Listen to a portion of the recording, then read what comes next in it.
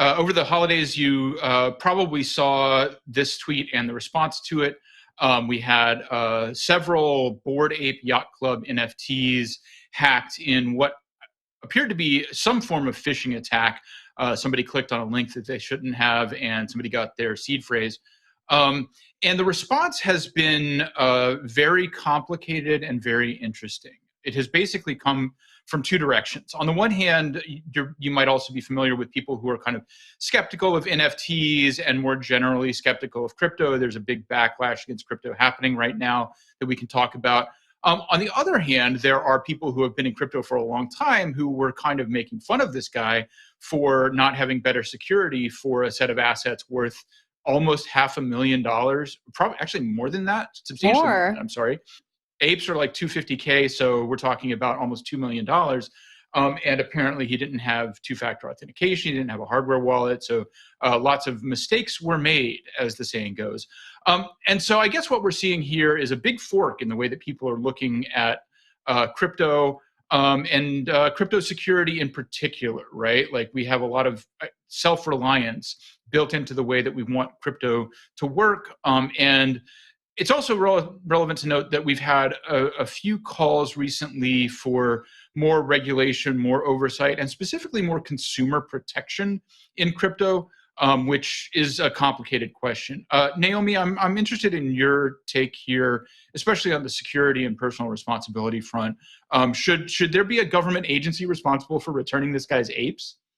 Oh my gosh, absolutely no. But that doesn't mean that it's a clear, like black or white answer to this. I think that what the crypto community is doing is a little bit dishonest when they shout at people and say like, well, this is your responsibility. And they're all like, rah, rah, individual responsibility. Like, I am totally for that. You guys know that I'm totally for that. But along with that comes great responsibility, and also great responsibility for the people who understand this to educate others about good practices. And that just hasn't happened. It's more like, putting a baby at the top of a slide and saying like, there you go, pushing it down. It's like, oh, like really sad that things went bad, but you should have figured out how to balance yourself. Like, it's like, no, these are beginners to the space. If we're trying to popularize this space, we should feel a duty towards our colleagues, our friends, to educate them about good practices. And I just don't see enough of that education around.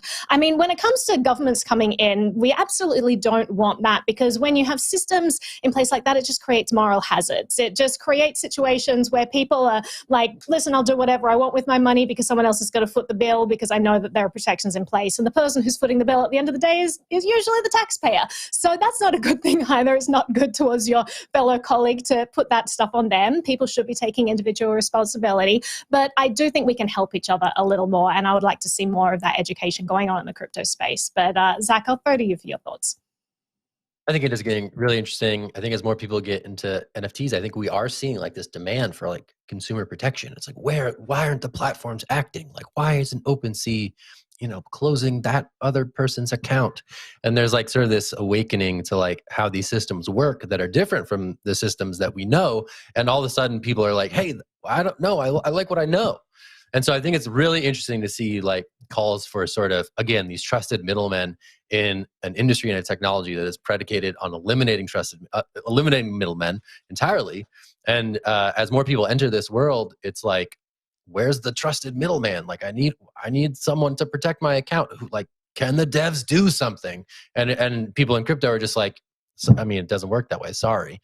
And so I think we're seeing a lot of interesting conversations emerge when incidents like this sort of capture people's imaginations, right? Oh, I lost my seed phrase. Oh, the computer hard drive with a bajillion Bitcoin is at the local dump. You see these stories that keep emerging in the mainstream press because they're sort of like the opposite of FOMO, right? There's all this FOMO in the world about getting into cryptocurrency. And then we have these really compelling stories that are like, whatever the opposite of FOMO is. And that is I forgot my password, my apes were stolen, and there's nothing you can do about it. Like, there's these just emerging tropes that keep coming up. And yeah, it really sucks for this guy. It sucks that he got dumped on Twitter like all New Year's, just for having the bad luck of just for not totally understanding wrecked. Like that. Yeah, that's so it's really just blows. I don't know. Again, these bigger, this is the mainstream of crypto, and these bigger conversations that are emerging are super interesting. There's no clear answer. It's not black and white, but very interesting to watch unfold. So I'm gonna toss it to Naomi for her thoughts here. Jen, I saw your hand go up, so I'll throw it to you for comments first. I'll just go really quickly. I think you're absolutely right when it comes to education. Some friends of mine started an NFT project here in Toronto, and I joined a call. So like artists, celebrities, athletes, whatever, they're joining, they're being educated through the project. I joined one of the calls where the creators of the project were taking someone through how to set up their MetaMask wallet, how to get this NFT, what that means, how to protect it. And it's just interesting because we are so embedded in the space. I know we talk about these stories every day, so we're reminded, but it's interesting to see someone who's completely new to the space. They want to get involved because they see these stories. They want to be a part of this new world that we're entering into, but this person on the call really didn't understand what a seed phrase was and what it meant to keep that private. And I think by the end of the call, he probably still didn't really get it, but was just a little bit afraid to say that. You know, it's going to take some more time, some more education to learn. And when we see people like this poor person losing $2 million worth of apes, I think it's because maybe the space isn't as welcoming to newcomers to ask those questions. I think there's a lot of people who feel like they can't ask those questions and they don't know where to get the education, the information, and then the scammers take advantage of those people. But Naomi, I know you can probably build off of that, and you had something to add. Yeah, I think that the platforms aren't completely absolved of responsibility, though.